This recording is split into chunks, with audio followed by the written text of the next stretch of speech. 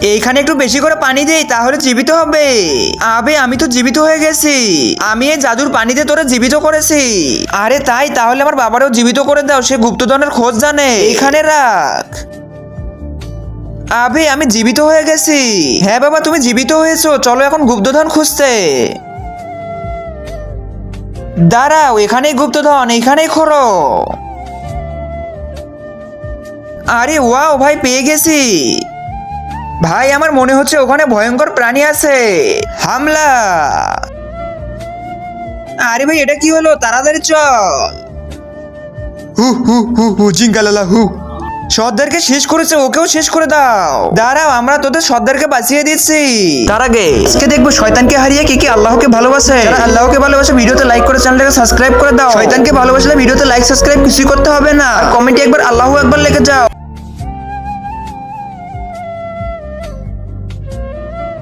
আবে দাঁড়া দাঁড়া, নে বন্ধু পানি পেয়েছি। আরে এটা কি করতেছে?